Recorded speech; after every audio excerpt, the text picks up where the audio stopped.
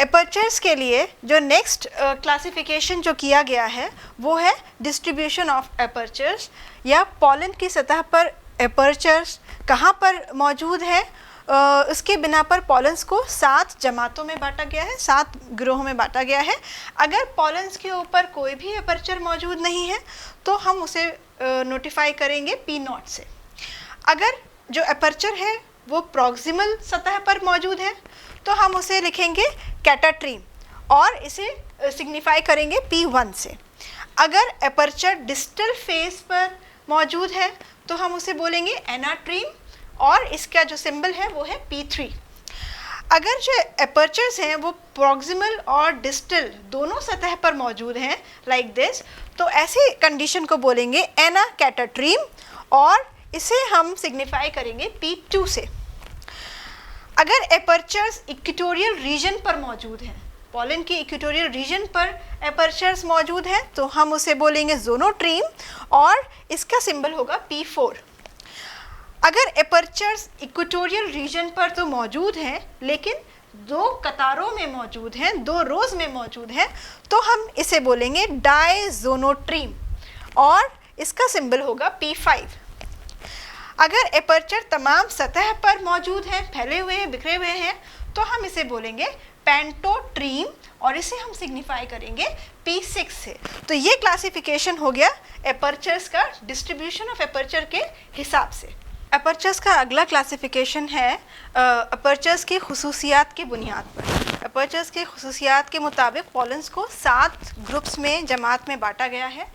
अगर एपर्चर का character unknown है, नहीं पता कि उसकी क्या क्या खुसूसियत है, तो उसे हम सिग्निफाई करेंगे C0 से। अगर पॉलन के ऊपर या स्पोर के ऊपर एक थिन एरिया एपर्चर है, पतला दीवार का एपर्चर मौजूद है, तो उसे हम बोलेंगे लेप्टोमा और इसे सिग्निफाई करेंगे C1 से, थिन एरिया एपर्चर। ये अगर प्रॉक्सिमल फेस की तरफ है तो इसे हम बोलेंगे कैटालेफ्ट। अगर वो डिस्टल फेस की तरफ है पॉलन में तो हम उसे बोलेंगे एनालेफ्ट। किस में ये क्लासिफिकेशन है? लेप्टोमा में। नेक्स्ट है, अगर पॉलन के ऊपर 3 स्लिट लाइक कॉल्पस होंगे, जैसे मैंने पहले भी बताया था कि जो अपर्चर होते हैं वो या तो फरोज की तौर पे होते हैं, नाली नुमा होते हैं, कॉल्पस कहलाते हैं, या फिर सुराख होता है, पोर होता है। तो अगर 3 स्लिट लाइक कॉल्पस होंगे लाइक दिस, स्लिट जैसे या चीरा लगा हुआ या एक बारीक सी कट लगा हुआ टाइप से 3 कॉल्पस आपस में जुड़े होंगे, तो उसे हम बोलेंगे ट्राइकोटो मोनोकॉल्पेट, ट्राइकोटो मोनोकॉल्पेट और इसे हम सिग्निफाई करेंगे C2 से। तो C0, C1, C2। अगर पॉलन या स्पोर्स के अंदर एक लंबा सा एपर्चर फरो की जैसा हो या नाली नुमा है, उसे हम बोलेंगे कोल्पा। इस टाइप के हम एपर्चर्स को बोलेंगे कॉल्पेट और इन्हें हम सिग्निफाई करेंगे C3 से। अगर एपर्चर पोर नुमा है उसे पोरेट बोलेंगे, सिग्निफाइड बाय C4। अगर एपर्चर इस तरीके के हैं कि उनमें कोल्पा और पोर, फरोज एंड पोर्स दोनों मौजूद हैं, तो उन्हें हम बोलेंगे कॉल्पोरेट और उसे हम सिग्निफाई करेंगे C5 से। अगर pore and aura these two are presents, उसे हम बोलेंगे पोरोरेट। पोरोरेट का जो सिंबल होता है उसे हम C6 के ज़रिए सिग्निफाई करते हैं। तो जो पोरोरेट होते हैं वो एक कंपाउंड किस्म का एपर्चर होता है, उसमें एक्साइन में एक्टो एपर्चर और एंडो एपर्चर दोनों पाए जाते हैं और एक्टो एपर्चर एंडो एपर्चर में जो सुराख होता है दोनों पोर के जैसे होते हैं और सिमिलर होते हैं, इसलिए इनका नाम पोरोरेट होता है। तो एपर्चर के खुसूसियत के हिसाब से ये 7 ग्रुप्स हैं, क्लासिफिकेशन है। तो आप अपने स्क्रीन पे देख सकते हैं कि ये जो एनपीसी क्लासिफिकेशन ऑफ पॉलन है जो अर्टमैन ने दिया था 1969 में, इसमें एपर्चर्स के हिसाब से कैसे पॉलन्स का क्लासिफिकेशन करते हैं। सबसे ऊपर आप देख सकते हैं नंबर के हिसाब से क्लासिफिकेशन दिया हुआ है, फिर एपर्चर के डिस्ट्रीब्यूशन के हिसाब से दिया हुआ है और लास्ट रो में आप देख सकते हैं एपर्चर के कैरेक्टर्स के हिसाब से किस तरीके से ये क्लासिफिकेशन किया गया है। नेक्स्ट जो कैरेक्टर है जिस पे पॉलन मॉर्फोलॉजी स्टडी की जाती है वो है एक्साइन स्ट्रैटिफिकेशन या एक्साइन की परतें। तो जैसा हम सब जानते हैं कि जो पॉलेंस हैं वो उनकी दो परतें होती हैं, बैरूनी जानिब एक्साइन होती है और अंदरूनी जानिब इंटाइन होती है। तो ये बाहर की जो रफ लेयर है वो एक्साइन होती है। एक्साइन फर्दर दो परतों की बनी होती है, नेक्साइन एंड सेक्साइन। जो अंदर की तरफ होती है वो नेक्साइन कहलाती है, वो फर्दर दो परतों की बनी होती है, फुट लेयर और एंडेक्साइन। जो सेक्साइन होती है उसे हम एक्टाइन भी बोलते हैं, वो रेडियल रॉड्स की बनी होती है जिसे हम कॉल्यूमेला कहते हैं। कॉल्यूमेला अगर वो ऊपर की जानिब से आपस में जुड़ी होगी तो उसे हम बोलेंगे टेक्टम, और ऐसी हालत टेक्टेट कॉल्यूमेला कहलाती हैं। और अगर ये आपस से जुड़े हुए ना हो तो उसे हम बोलते हैं इनटेक्टेट। अगला जो क्लासिफिकेशन है मॉर्फोलॉजी, पॉलन मॉर्फोलॉजी का, वो है एक्साइन ऑर्नामेंटेशन या स्कल्पचरिंग। अब एक्साइन की जो बाहरी सतह होती है वो किस तरीके की है? जाहिर सी बात है वो रफ़ होती है, लेकिन ये रफ़ स्ट्रक्चर्स किस तरीके के होते हैं, ये किस किस डिज़ाइन के हो सकते हैं? अगर ये रॉड लाइक स्पाइंस हैं, नोकदार स्ट्रक्चर्स हैं, तो ये पाइलेट कहलाएंगे। अगर छोटे छोटे स्पाइंस कांटेदार स्ट्रक्चर हैं तो वो स्पाइन्यूलोजा कहलाएगा। अगर वेरिका है या वॉटी स्ट्रक्चर हैं, उभार हैं छोटे छोटे, तो वो वेरिकेट कहलाएंगे। अगर वो गेमा टाइप स्ट्रक्चर्स हैं सिसाइल, तो वो गेमेट कहलाएंगे। अगर बाहरी स्ट्रक्चर स्मूथ है तो वो साइलेट कहलाएगा। अगर ग्रूव्ड है, नाली नुमा स्ट्रक्चर्स बने हुए हैं, तो वो फॉस्युलेट कहलाएंगे। अगर उसमें छोटे छोटे से उभार दिख रहे हैं बारीक बारीक, तो वो स्कैब्रेट कहलाएंगे। अगर वो पिटेड है तो वो फोव्यूलेट कहलाएंगे। अगर वो रॉड लाइक एलिमेंट्स नज़र आते हैं तो बैक्यूलेट है। स्पाइनी है तो एकाइनीट है।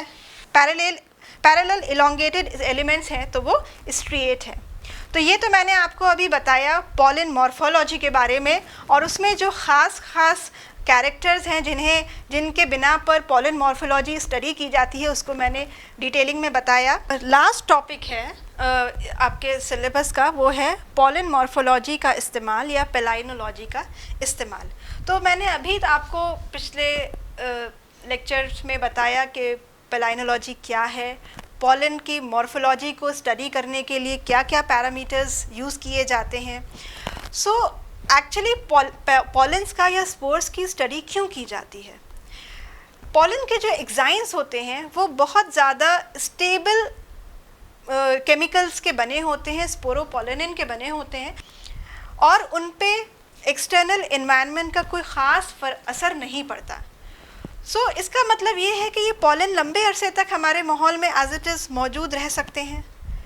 इनफैक्ट हमें उसके फॉसिल्स भी मिलते हैं, और फॉसिल्स में भी उन पॉलन्स की हम स्टडी कर सकते हैं। तो जब हमें कोई चीज़ फॉसिल्स के तौर पे मिलती है तो वो हमारे लिए इसलिए भी इम्पॉर्टेंट हो जाती है कि वो हमें उस टाइम का या उस पीरियड के बारे में बहुत इंफॉर्मेशन प्रोवाइड करते हैं। तो इस तरीक़े से पेलाइनोलॉजी या पॉलन मॉर्फोलॉजी हमारे लिए बहुत तरीक़ों से फ़ायदेमंद हो सकती है।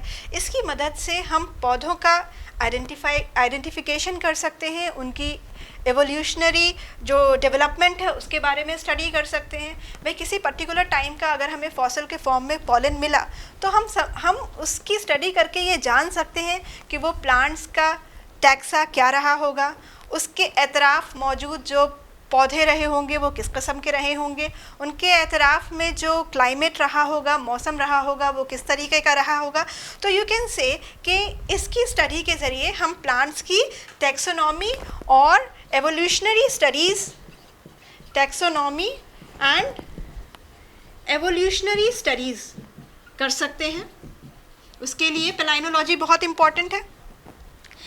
इसके अलावा हम इसकी मदद से ये भी जान सकते हैं कि उस पर्टिकुलर पॉलन जो हमें जिस फॉसिल से हमें मिला उसके आसपास का माहौल कैसा था, वहाँ की वेजिटेशन कैसी थी, उसके आसपास जो भी यू कैन से चट्टान मौजूद है उस या जो इलाका है उसका केमिकल कैरेक्टर्स कैसे थे, और जो वहाँ पर माहौल में तब्दीलियाँ आई वो किस तरीके की आई होंगी। तो इस तरीके से हम वहाँ के क्लाइमेट चेंज के बारे में मालूम कर सकते हैं, किसी पर्टिकुलर टाइम की, जिस टाइम पीरियड का हमें वो फॉसिल के फॉर्म में पॉलन्स अवेलेबल हुए या मुहैया हुए। इसके अलावा अगर वो फॉसिल्स किसी चट्टान में हमें मिला तो हम उस चट्टान की जो साख्त है उसकी स्टडी कर सकेंगे, और उसकी खुसूसियत को जान सकेंगे, उस रॉक के कैरेक्टर्स के बारे में, चट्टान के बारे में स्टडी कर सकेंगे, उसकी खुसूसियत के बारे में हम जान सकेंगे। इसके अलावा जो आर्कियोलॉजिकल पैलिनोलॉजी है, आर्कियोलॉजिकल पैलिनोलॉजी के ज़रिए हम इसकी मदद से हम ये भी पता लगा सकते हैं कि माजी में इंसानों की जानिब से पौधों का इस्तेमाल किस तरीके से किया जाता था।